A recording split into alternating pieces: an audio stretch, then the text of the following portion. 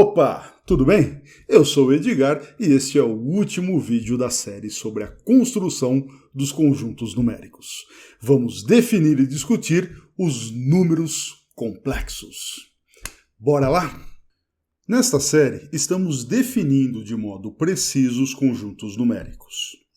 Para isto, consideramos o conjunto dos números naturais definido na teoria de conjuntos e, a partir deles, já vimos como definir a coleção dos inteiros, dos racionais e dos números reais.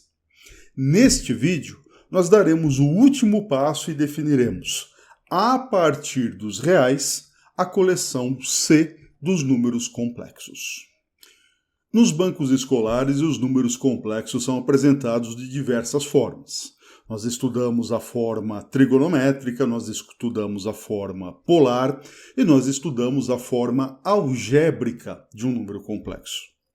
Como todas estas apresentações são interdefiníveis, por exemplo, um número complexo na forma algébrica pode ser facilmente convertido para a forma polar e para a forma trigonométrica, então basta para a gente analisar uma destas formas. E nesta série nós iremos nos concentrar na forma algébrica de um número complexo.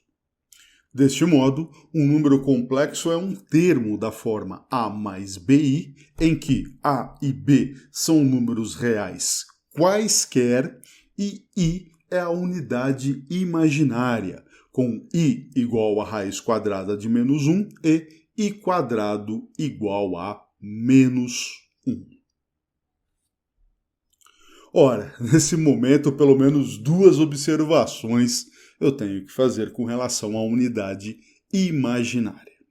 A primeira delas é que, claramente, a unidade imaginária não é um número real, pois uma vez que os reais formam um corpo ordenado, e já mostramos isso em vídeos passados desta série, o quadrado de todo número real é positivo. Consequentemente, a unidade imaginária, cujo quadrado é um número negativo, não pode ser um número real, é outra coisa. A segunda observação é que este indivíduo, a raiz quadrada de menos 1, a unidade imaginária, ela foi introduzida como um elemento ideal quando do estudo de métodos de resolução de equações de grau 3 e 4. Dito de um outro modo, assim como a fórmula de Bhaskara ela nos permite resolver equações do segundo grau, a fórmula de Cardano-Tartaglia fornece as raízes de equações do terceiro e do quarto grau. Deste modo, nós temos um método para determinar as raízes de equações de grau 3 e 4, mas ao custo de considerarmos lícitas entidades tais como raízes quadradas de números negativos. Ora, se você considera isso muito estranho, você não está nem sozinho e nem sozinho. Por muito tempo, muita gente muito esperta debateu se esses objetos são lícitos ou não. Hoje nós sabemos que as raízes quadradas de números negativos não são problemáticas e quem pacificou o assunto foi o trabalho do Gauss, do Argand e de outros. Nós ainda vamos ver nesse vídeo como que isso é feito, como que esta pacificação é feita. Por fim, vale a pena a gente destacar que no número complexo da forma A mais BI, o número real A é chamado de parte real do número complexo, enquanto que o número real B é chamado de parte imaginária do número complexo.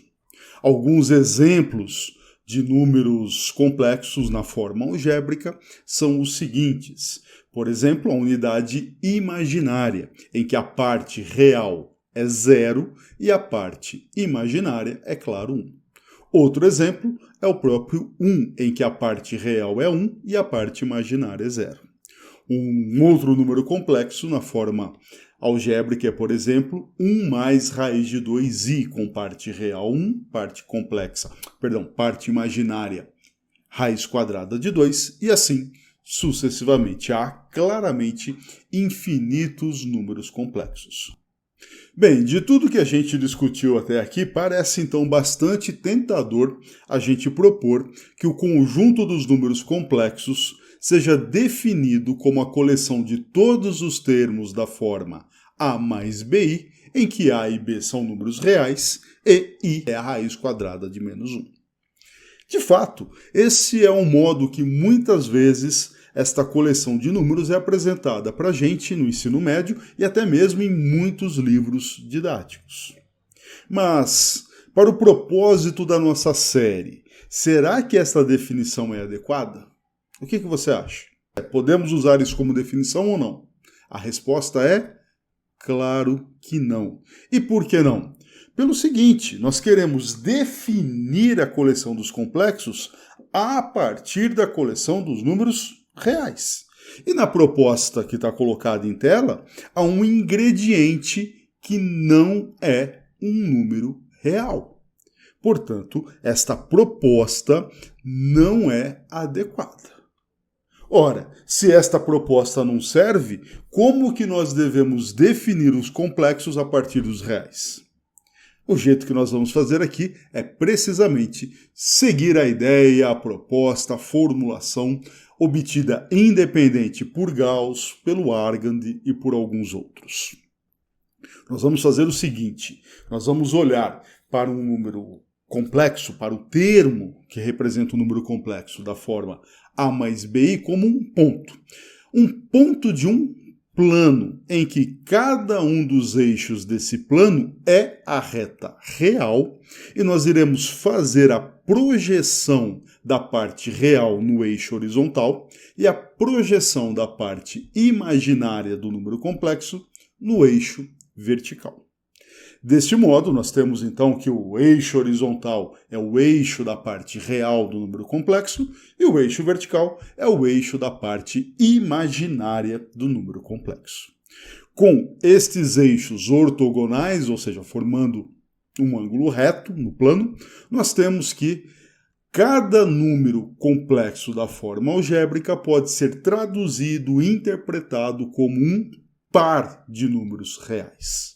Observe que, com esta estratégia, nós eliminamos a presença da raiz quadrada de menos 1, e é precisamente deste modo que nós iremos definir a coleção C dos números complexos. C é a coleção dos pares de números AB, tais que A e B são números reais.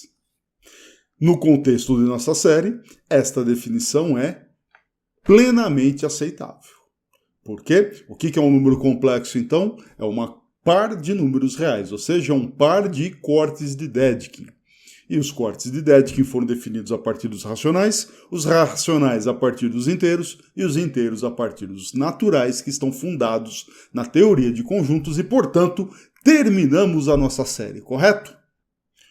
Infelizmente, não. E por que não? Porque não basta a gente apresentar uma definição. Nós precisamos verificar que esta definição goza de todas as propriedades que nós aprendemos acerca dos complexos lá nos bancos escolares.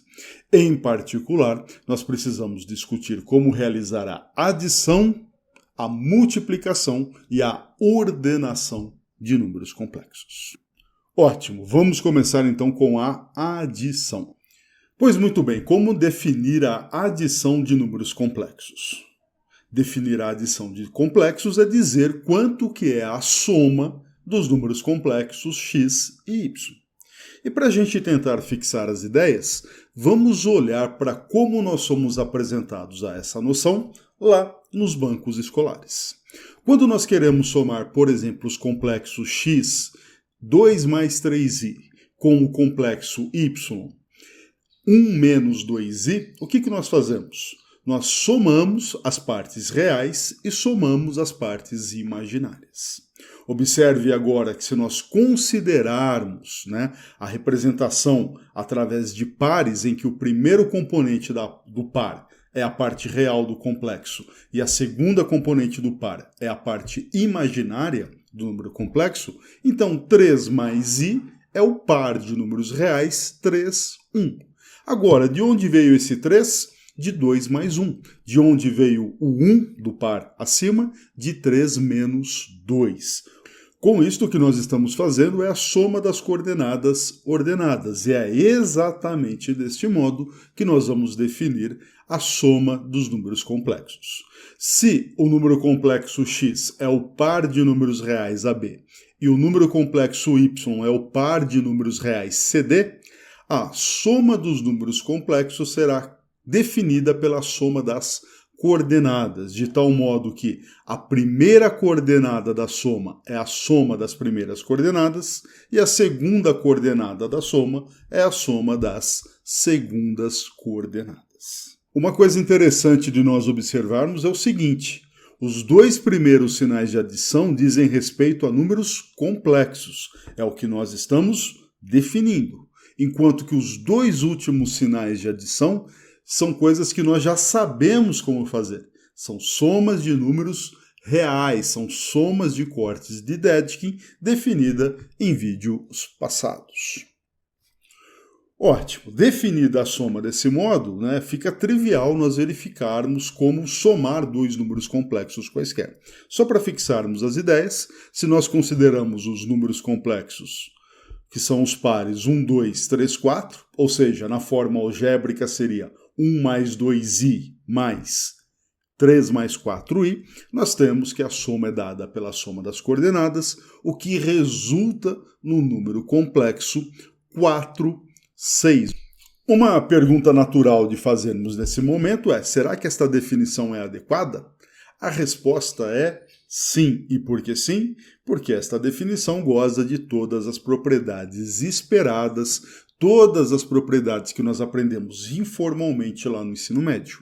Em particular, a soma ela é associativa, a soma é comutativa, não importa a ordem que você soma dois números complexos. Nós temos o zero complexo, que seria o par de números reais 0, 0, tal que a soma de qualquer número complexo com o complexo zero resulta no próprio número complexo, ou seja, o par 0, 0 é o elemento neutro para a adição de complexos. Vale observar aqui que, quando nós escrevemos que 0 em azul é igual ao par 0, 0, é claro que esse 0 da esquerda é um número complexo, enquanto que os outros dois são números reais. E que se são números reais, você já sabe que esse número real é a coleção de todos os racionais negativos, porque o zero real é um corte de Dedekind.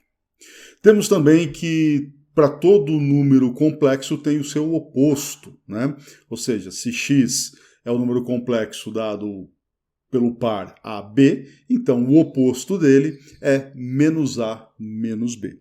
De fato, nestas condições, menos x mais x sempre resulta no número complexo zero, e você pode verificar isto imediatamente a partir das definições envolvidas. Muito bem, definida a adição de números complexos, vamos tentar definir a multiplicação dos complexos. Para isso, vamos considerar novamente dois números complexos quaisquer, x e y. Ora, definir a multiplicação é dizer qual é o produto desses números complexos x e y. E para isso, vamos usar a mesma estratégia. Vamos pegar, por exemplo, os números complexos novamente 1 mais 2i e 3 mais 4i na forma algébrica. Como que nós multiplicávamos isto lá no ensino médio?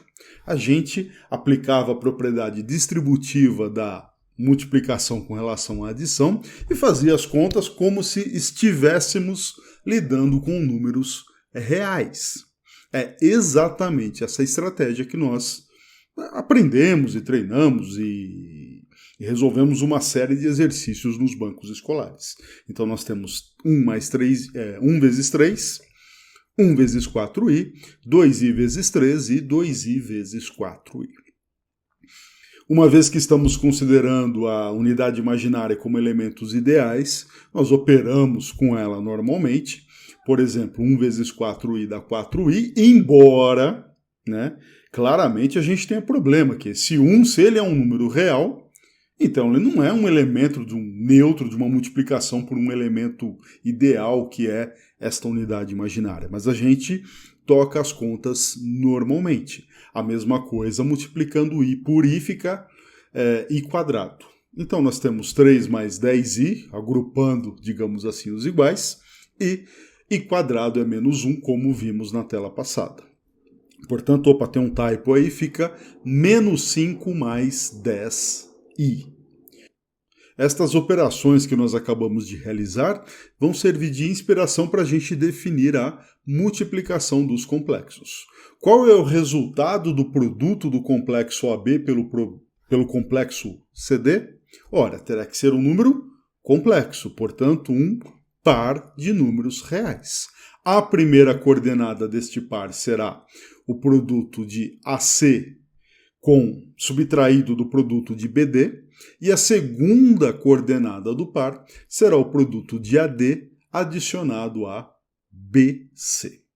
Observe que com isto nós temos o seguinte: os dois primeiros sinais de produto que aparecem em tela é o que nós estamos definindo, o produto de números complexos, enquanto que os outros 4 sinais de multiplicação que aparecem, e também os de subtração, são todos entre números reais. E nós já sabemos como multiplicar e subtrair números reais. Aplicando diretamente esta definição em um exemplo, podemos considerar novamente o par 1, 2, multiplicando o par 3, 4, o que vai resultar em, como esperado, no par menos 5, 10, ou seja, no número complexo menos 5 mais 10i. Será que esta definição, será que esta proposta é adequada para a multiplicação de números complexos? A resposta é sim. E isto porque, com esta definição, nós temos que o produto de números complexos é associativo, ele é comutativo. Nós temos o elemento neutro da multiplicação. Quem que é esse 1 que está representado ali? Não é o número real 1, é o número complexo 1. E quem é o número complexo 1? Nós definimos ele como sendo o par 1, 0. A mesma observação que foi feita à esquerda com relação ao número complexo 0 cabe aqui. À esquerda nós temos o complexo, à direita nós temos um par de números reais. Além disto, nós temos que todo número complexo diferente de 0, ou seja, diferente do par de números reais 0, 0, tem um inverso, no sentido de que x vezes y resulta no complexo 1. Quem é esse inverso? Ora, se x é o par AB, então o y é o par de números reais da forma a quadrado sobre a quadrado mais b e b quadrado sobre a quadrado mais b. Observe que como x é diferente de 0, pelo menos a ou pelo menos b é diferente de 0, e desse modo nós temos que o denominador é necessariamente positivo na definição do inverso de x, que é o número complexo y. Beleza? Ótimo, então sabemos como multiplicar, sabemos como adicionar, sabemos como definir os números complexos. Eu não vou verificar nesse vídeo que todas estas propriedades valem, e não vou fazê-lo porque é bastante trivial, segue tudo da definição. Nós já fizemos muitas coisas mais difíceis ao longo da série, eu vou deixar como exercício. Mas caso haja alguma dificuldade, por gentileza, fique à vontade para usar a área de comentários do vídeo. Eu, ou o Alfredo, ou alguma outra pessoa rapidamente irá responder. Beleza? Ao longo de toda a série, logo após definirmos os inteiros, os racionais e os reais, a gente discutia a ordem desses conjuntos. É, portanto, bastante natural que agora a gente se concentre na ordem dos números complexos. E uma maneira de nós olharmos para isso é formulando uma pergunta. É possível ordenar a coleção C de todos os números complexos? Ora, mas o que significa ordenar, Edgar? Basicamente dizer o seguinte: dados dois números complexos quaisquer, como 1 mais raiz de 3i e raiz de 3 mais 2i, quem é maior? O da esquerda ou o da direita? O que você acha? Quem é maior? 1 mais raiz de 3i ou raiz de 3 mais 2i? Dá para a gente ordenar os números complexos? A resposta é Sim, é possível sim nós ordenarmos a coleção dos números complexos. E como que nós podemos fazer isto? De um monte de modos. Na verdade, de infinitos modos. Uma das maneiras mais populares de nós ordenarmos os complexos é através daquilo que é chamado de ordem lexicográfica. Ou seja, nós olhamos para a ordem alfabética de pares de números reais para definir qual é o primeiro par e qual é o segundo par, e, consequentemente, qual é o menor número complexo e qual é o maior número complexo. Dito de modo mais claro, nós iremos estabelecer que um par de números reais, AB, é menor do que o par CD, se e somente se nós olhamos para a primeira coordenada e a primeira coordenada é menor em A, né, no conjunto da esquerda, no par da esquerda, do que a direita.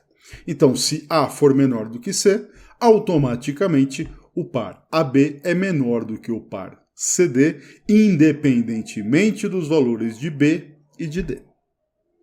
Agora, e se eles forem iguais? Bem, neste caso, nós olhamos para a segunda coordenada. Teríamos que A é igual a C e B menor do que C. Ou seja, dito de uma maneira aqui um pouquinho mais simples. Olha para o par. Se o par que tiver a primeira coordenada menor é o par menor. E se a primeira coordenada tiver o mesmo valor? Então olha para a segunda coordenada. Aquele que tiver a segunda coordenada menor é o menor par. Veja que são símbolos diferentes, né? A interpretação que nós damos são distintas. À esquerda, nós estamos comparando pares de números reais, nós estamos comparando números complexos, enquanto que à direita aqui a gente já sabe como fazer. É a ordem de números reais, a gente já sabe quando que um número real é menor do que outro, né? Basta olhar para qual é o menor corte de Dedekind. Então, deste modo, nós temos que 1 mais raiz de 3i é o par 1 raiz de 3, e raiz de 3 mais 2i é o outro par. Bem, quem é menor? 1 é menor do que raiz de 3, estamos falando de números reais, e, portanto, nós temos que o da esquerda é menor do que o da direita. Se nós considerássemos os números 1 mais 3i e 1 mais i, estes números complexos da forma algébrica, quando escritos como pares de números reais, é 1, 3, 1, 1. Observe que a primeira coordenada é a mesma, então o menor número é aquele que tem a segunda coordenada menor, e, portanto, o da direita é menor do que o da esquerda. Certo? Esta é a maneira de ordenar os números complexos? Não, como eu acabei de dizer, existem infinitas possibilidades. Você poderia fazer na ordem antilexicográfica. Outras ordens podem ser definidas, e na lista de exercícios vocês encontrarão diversas maneiras de ordenarmos os números complexos, tá bom? Ah, mas se tem um monte, então qual que é a certa? Bem, o que nós devemos esperar é que uma maneira apropriada de definirmos a ordem dos números complexos seja aquela que preserve as operações entre os complexos. Mas será que dá para a gente fazer isso? Será que é possível você definir a ordem dos números complexos de tal maneira que as operações sejam preservadas? Ora, o que eu quero dizer com preservação das operações? Olhe para os números reais. A gente sabe que os números reais são tais que 1 é menor do que 3. Qual é uma propriedade que nós temos para os reais? Se você tem uma desigualdade, 1 menor do que 3, toda vez que você multiplica ambos os lados da desigualdade por um número real positivo, a desigualdade se preserva. Ora, 1 é menor do que 3, então 1 vezes 7 é menor do que 3 vezes 7. Será que há alguma maneira da gente definir a ordem dos complexos de tal modo que isto ocorra? A resposta é não. Não é possível a gente definir uma ordem dos números complexos que preserve todas as operações. Eu vou aqui apresentar um argumento informal de por que não é possível ordenar a coleção dos números complexos preservando as operações. Na lista de exercícios, vocês encontrarão um roteiro de como fazer uma demonstração, como construir um argumento um pouco mais robusto e mais condizente com todo o rigor que nós temos adotando na série. E na próxima tela, eu vou mostrar uma estratégia que vai permitir tornar esta demonstração que eu vou fazer mais precisa, e aí fiquem à vontade para discutir na área de comentários do vídeo como nós adaptamos e como nós corrigimos qualquer informalidade que eventualmente ocorra, que esteja ocorrendo aqui neste argumento que eu vou apresentar, tá bom? Então, uma maneira da gente tentar se convencer de que não é possível ordenar os números complexos é o seguinte: vamos supor que dá. Vamos supor que dá para a gente definir uma ordem que preserva as operações. Então, existe esta relação de ordem usual, né? Com símbolo usual, né? Existe essa relação de ordem. Bem, se nós temos uma relação de ordem, o que nós podemos dizer acerca da unidade imaginária? Ou ela é negativa, ou ela é positiva, certo? Ou 0 é menor do que a unidade imaginária, ou a unidade imaginária é menor do que 0. Vamos pegar a primeira situação. Se 0 é menor do que i, e esta relação de ordem preserva as operações, então quando nós multiplicamos ambos os lados por um positivo, a relação de ordem deve ser preservada. Portanto, 0 vezes i é menor do que i vezes i. Ora, mas se 0 vezes i é menor do que i vezes i, então 0 vezes i é 0. E i vezes i é i ao quadrado. E, portanto, você tem que 0 é menor do que menos 1, o que é absurdo. Opa, então se a unidade imaginária não é positiva, ela deve ser negativa, Edgar. Vamos ver? Bem, se i é menor do que 0 e preserva as operações, então menos i é maior do que 0. Dizer que menos i é menor do que 0, maior do que 0, é a mesma coisa que dizer que 0 é menor do que menos i. E, portanto, multiplicando ambos os lados por menos i, nós devemos ter a ordem preservada, pois, afinal de contas, menos i é positivo e esta relação de ordem preserva as operações. Consequentemente, nós teríamos que 0 seria menor do que i ao quadrado. E, novamente, 0 seria, menos 1 seria um número positivo, o que é absurdo. Deste modo, somos forçados a concluir que não há uma relação de ordem que preserve as operações para os números complexos. Ok? Então há infinitas relações de ordem, mas nenhuma delas preserva as operações dos complexos. Então não dá para dizer que nenhuma delas tem um status assim preferencial com relação às demais. Ótimo, estamos agora em condições de discutir o último tópico da construção, da definição dos números complexos. Definirmos, ou discutirmos, melhor dizendo, a relação de inclusão. O que eu quero dizer com isto? Ora, no colégio, lá na matemática dos bancos escolares, nós vimos que todo número real x, ele é um número complexo de uma forma específica, da forma x mais 0i. Ou seja, nós podemos olhar para todo número real como sendo um número complexo em que a parte imaginária da forma algébrica é 0. Ora, se este é o caso, se todo número real pode ser visto como um número complexo particular, então a coleção dos números reais está incluída na coleção de todos os números complexos. Por exemplo, quem que está na área comum, ali na parte comum, tanto dos reais quanto dos complexos? Seria o 1, escrito na forma 1 mais 0i. E um complexo genuíno, digamos assim, é o número 2 mais raiz de 3i. Nesta abordagem ingênua, intuitiva, lá da escola, nós temos que os números reais formam um subconjunto dos números complexos. Ok? Ótimo, mas como que a coisa se comporta aqui no tratamento que nós estamos dando à nossa série? Bem, nós sabemos, de vídeos passados, que os números reais são a coleção de todos os cortes de Dedekind, enquanto que acabamos de ver que um número complexo é um par de números reais, ou seja, um par de cortes de Dedekind. A coleção dos cortes de Dedekind não parece estar trivialmente contida na coleção dos pares de cortes de Dedekind. Nós temos duas coisas separadas. Isto já ocorreu quando nós definimos os inteiros, os racionais e os reais. Nós tínhamos uma noção no colégio de inclusão muito clara, e quando nós olhávamos para a contraparte formal que nós apresentávamos, a inclusão era perdida. O que nós fazíamos? A gente dava um jeito de compatibilizar as duas apresentações, a do colégio com a nossa definição precisa.